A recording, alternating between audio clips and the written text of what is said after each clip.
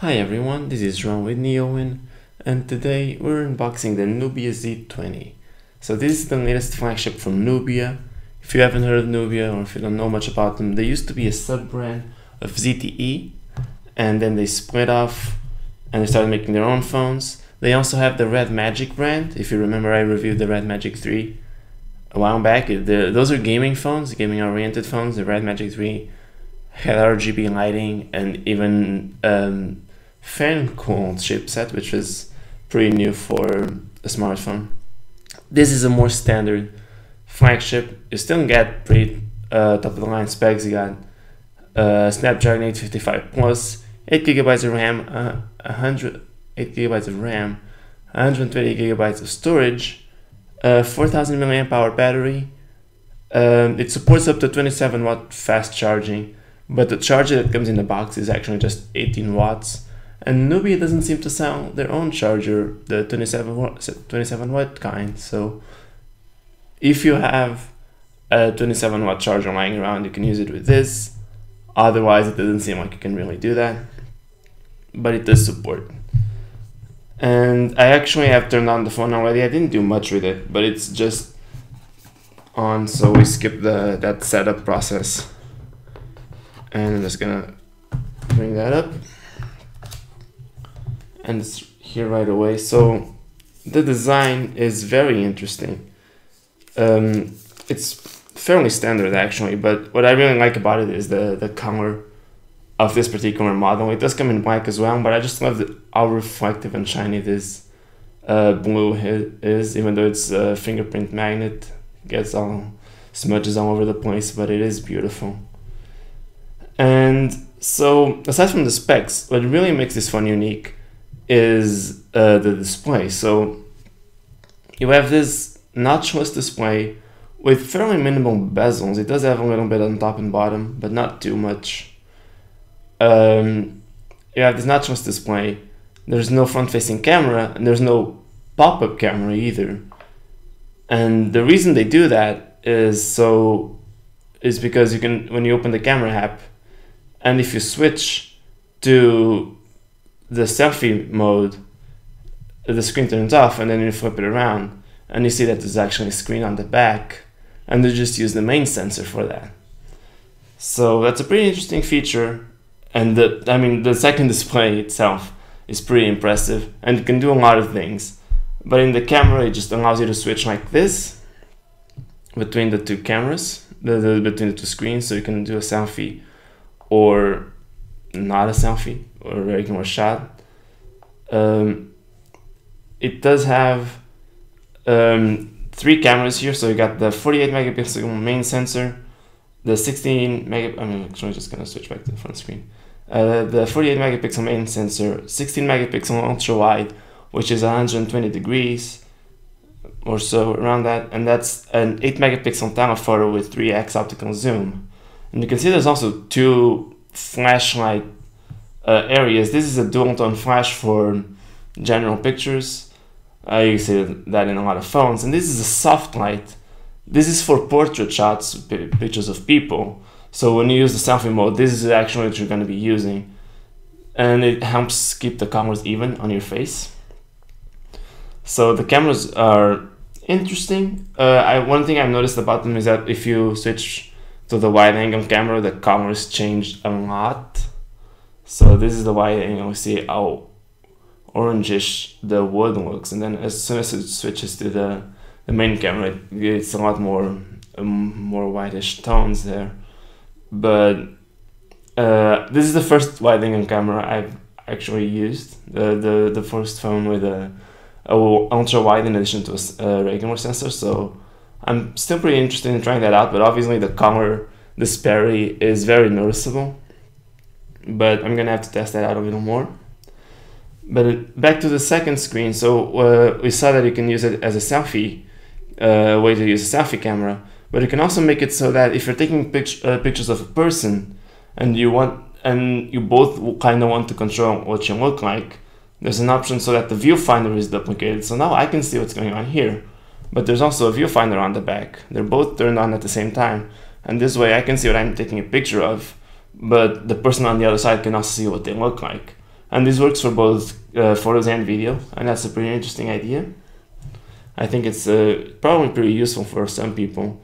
I don't take that many pictures of people usually, so I don't know how much use I'll give it myself, but it is certainly an interesting feature there. A lot more than just using them with the camera. By default, it comes in what's called multitasking mode. So what that means is that I can open an app on this screen, and then if I switch to the other screen, there's no app here, and I can just open a different app, and now both apps are open, but they don't interfere with each other. So when I switch back to this screen, I still have the phone app that I opened there, and when I switch back to the rear screen, there's still the messaging app that I opened here, and they just stay there always until I switch to something else, and it just preserves both apps at the same time. What's more, if you're doing something here and you want to do it on the rear screen or vice versa, or if you just want to save something for later, you can just do a 3-finger swipe and it'll send the app over. Now when I flip over to the phone, the app that I was using on the main screen is on the rear screen. And I think that's just super interesting. I can do it again on the back. 3-finger gestures are not easy, and the screen is a little small for that, but it does work. And now it's back on the main screen. If you don't care about that multitasking sort of feel, you can make it so that instead of having separate apps on both displays, it's used in mirror mode. So there's a lot of settings here. If I go into the settings app, there's a lot of settings related to the second screen, but I can make it so that it's mirror mode. So instead of seeing something different in the rear screen when I flip it over, I just see the exact same thing. And this just helps you save battery because the screen is smaller, it uses a little bit less battery, it's not as bright either. So this is going to use less battery. If you're trying to save power, you can just use the rear screen. It is fully functional, but it's only 720p. So the front screen is 1080p, but this one is 720p. They're both AMOLED though, so they look pretty good either way. The front one obviously looks a little better, but this one still does everything you need it to do. So in addition to that, another thing you can customize here is the always on display, because they're both AMOLED panels. You can actually have always on displays on both sides of the screen, on both screens. So right now I have it enabled for both. So when I lock the phone, the always on display turns on, and you see it. This is a video form. You can actually customize that a lot too. But you see the video there is playing, and I flip over the phone. It's also on here, but I can have it on either display, only one of them, and I can choose which one of them I want to use. So if you don't want the always on display here, you don't have to. But I just think it looks really cool how it blends into the background. You can barely tell there's a screen here at all until you see the things that are lit up, but it just looks like it's part of the phone, and it's almost like magic. That sounds cheesy, but it does feel very surreal to see things move on an almost invisible screen. So it's pretty nice, and you can just, like I said, you can customize this. This is a video, but you can just make it time, a GIF, static image, random text, or you can just have an analog or digital clock, and you can actually get a few different designs for that. So I can just make it here for both screens, and it'll just look like that. So here it's on the main screen, on the back it looks like that. It looks really cool. I really do like the way it looks on the rear screen. I don't usually use always on displays, but I think I'm going to use this one a lot. And then you can customize. You can just only have it on either screen. You can turn off the front display for the always on display, or turn on or off both of them if you want. You can choose what times the always on display is working and how long it lasts once it turns on. So it up to 60 minutes. And then you can control the brightness of the always on display, also for both displays. So you get separate controls for both of them. The second display isn't as bright, so you might want to keep it up if you're using it as outdoors, so it's visible, because the secondary display is not as bright as the main display here. But it's just a really cool feature. I love the way it looks on the rear screen, and I just think it's great. By the way, I forgot to mention, but you can switch between screens. Right now I have it set to do it automatically because I just want it that way, but by default it actually comes with a button that's just always floating here, and you just tap it and you switch, and you tap it again and you switch back. I think that's actually worse because in the time you tap it, you're touching the rear screen. It's gonna register some touches. I think it's easier to just have it done automatically. But that's really up to you. And you can also make it so that you can lock the screen swap. So when I rotate it, it doesn't do anything, and you can do that. And the option's always there in the action center there. But if you want to have this floating button there, you can also do that. I don't like that; it just kind of gets in the way. And there's so many customization options with this. So when you unlock the phone, if you want to wake up, you only want to wake up on screen, and you can set how that works. You can make it so that by default it will just wake up the screen that's facing up, so it's the one that you're likely to be looking at. But you can make it so that it turns on either the main display or the secondary display always, or you can make it so that the screen that turns on corresponds the fingerprint sensor that you use, because it does have two. You have one fingerprint sensor here, another one here, and that way when you use this fingerprint sensor, it will turn on this display, but when you use this fingerprint sensor, it won't turn on this display, because it assumes you're using your thumb and don't just turn on the screen that's facing you. And you can make it happen that way. I actually like just letting it detect. I haven't set up the fingerprint scanner on this yet, so I don't know how well it works, but it does seem interesting. Still on the topic of the dual displays, yet another thing it can do is the screen scene lighting effect you see here. So for 3 kinds of scenarios, which is calls, games, and music, you can make it so that the rear screen is showing something while we're doing that. Just to show off, really, that's how it does. So you can turn it on, and you can turn it on for those 3 individual scenarios. For music, I have turned on for music here just so I can show it off. It does have a default effect there, but you can create your custom ones, and you can choose from 3 styles. And in addition to the styles, then you can choose colors. There are some gradients too, or you can just use solid colors. It's not a super wide selection of colors, but it does look really nice. And you can choose the speed at which the animation moves, or you can make it faster or slower, or you can adjust the transparency as well. And this will always be on the secondary display. If you adjust the transparency, the lower the transparency, which I think is kind of not how you should word that, but if you set the transparency to low, it won't pop out as much from the second display as if it's high. So if it's high, it don't show up, it will be more visible on the back. I can't really show that off right now because I don't have any music here, but it is an interesting idea. And if you saw my Red Magic 3 review, they did something similar with the RGB lighting on the back. They had that bar that you could kind of customize. And here, because you have a full screen on the back, you can actually do a lot more with those effects. And it really just allows you to show off the phone.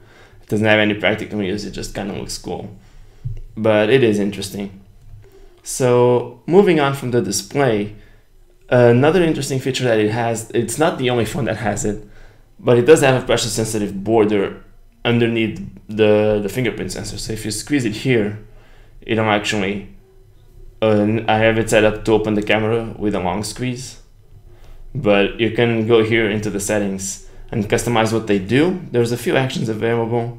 It doesn't let you use it to use your Google Assistant, for example, like you can do on the Pixel phone, but you can make it open any app that you have. So that's kind of the same thing. Not really, but it's something, and it does give you some freedom to do what you want with that gesture. You can adjust the pressure level. I think it's interesting that they included this because the phone's selling point is the display. So at that point, I don't think there's any need to actually add even more gimmicks, you could say. But it's interesting that they did. It just gives you even more ways to control your phone. So in addition to all that hardware thing, other stuff, in terms of software, the phone has a pretty standard Android skin. It's Android Pie. The skin is very, very minimal. There's very few changes to the software. It does use this greenish hue color for some of the elements instead of the font blue. And I find that interesting because it looks like Nubia is kind of trying to go for an Android Marshmallow feel for the UI, because Google used this greenish hue in Android Marshmallow, and then you go into it and the apps that are bundled with the phone, they're also basically Google's apps, but the version that's shipped with Marshmallow. And this is just, the apps are packaged separately from what you'd get from Google, so they don't update through the Play Store, and they're just stuck on this Marshmallow UI. It's so weird why they did that. They could just include the apps from Google and they just get updates, but this way they don't, and it just kind of feels like Android Marshmallow forever unless they change it with an actual system update. I think it's pretty weird, but it's not new for Nubia. I complained about this in my Red Magic 3 review. They just do that, and it's a choice. I don't really like it, but it's a choice. So if you're okay with it, if you don't mind having those older apps, it's fine. You can also still install the Google version of those apps, and that's up to date. Actually, the messaging app comes with the phone in both versions. You get that Marshmallow UI, but you also got the current version here. So it comes with both, which is even weirder. But yeah, it's pretty standard Android Pie. The settings app, aside from the Nubia exclusive options, it looks pretty much like Android Pie as well. It's all the same things. You don't get the gesture navigation that Google introduced with Pie. You only get the buttons. You can't really change that in the settings, which I think is a shame. But it's also not the biggest deal breaker. It's not a deal breaker at all, I would say. But it is a strange decision as well there. So the last thing I want to talk about is so Nubia, like I said, has that gaming brand, Red Magic, and what those gaming phones have to make gaming a little better is the game space that lets you kind of tune some settings and gives you an overlay for games, so you can have more control over your experience. And Nubia has actually brought that to the Nubia lineup, the regular Nubia phones. And so when I open that, there's going to be a lot of notification, which I don't appreciate. But so it opens, it looks exactly the same. You don't get all of the settings. You see the Red Magic had these settings for the fan and the RGB effects. That doesn't come here. But you do get this library for games, and you still get that overlay here. You can choose the performance mode, Super Snap, and there's actually some new features here. You can make it so that you can't. So this setting here makes it so that you can't bring up the rest of the interfaces easily. It takes 2 swipes to open the notification shade. It doesn't seem to be working right now actually, but it should do that.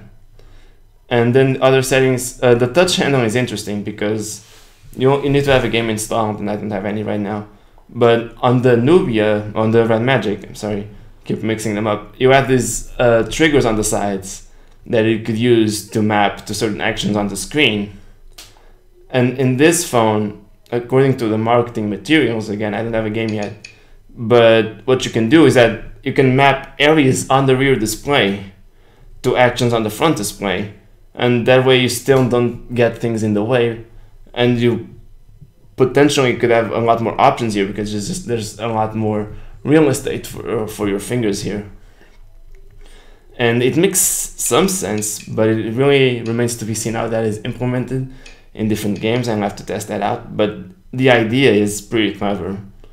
So I am looking forward to seeing what all of that looks like. I'm very excited about this phone. I really like the way the dual screen works, but I'll have to see how it fares in the phone review.